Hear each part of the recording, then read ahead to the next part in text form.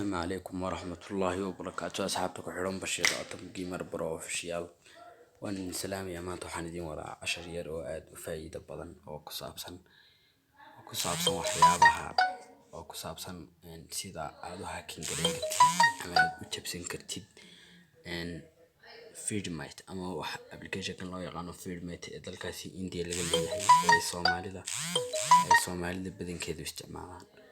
Marka maanta waxaan marnaa step yar oo aad ku hacking gareyn kartid ama aad ku jabsan kartid waxyaabaha lagu kaydsado adeegaasi.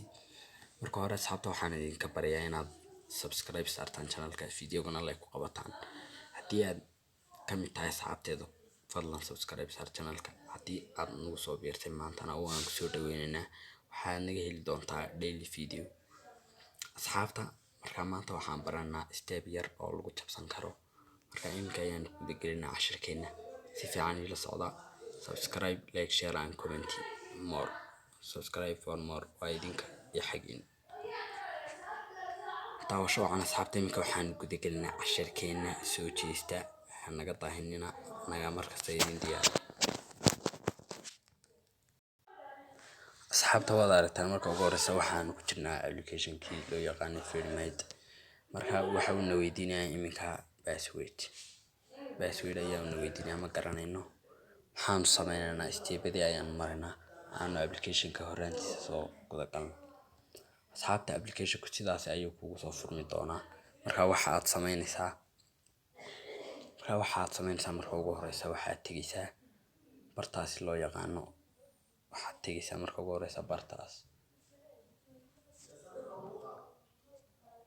marka aad tagtay asxaabta waxa ku soo baxaya optionadaas fara badan ayaa ku soo baxaya ee meelaha idinka muuqda. waxaad sii tegaysaa bartaas private ama meeshii wax lagu kaydsanay.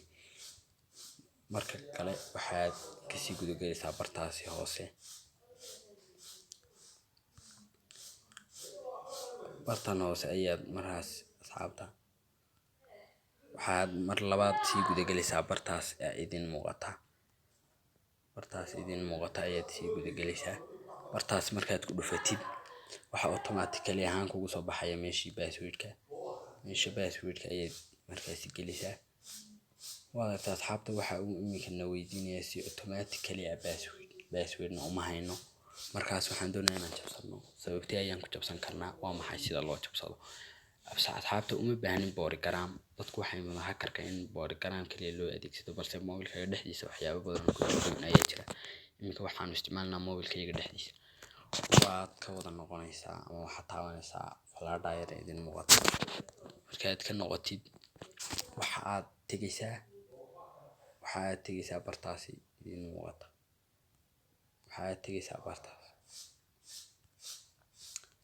asxaabta waxaad tegaysaa halkaasi ayaad tegaysaa.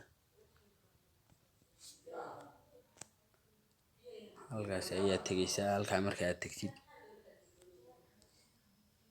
waxaad tegaysaa asxaabta halkaa yar ee idin muuqata.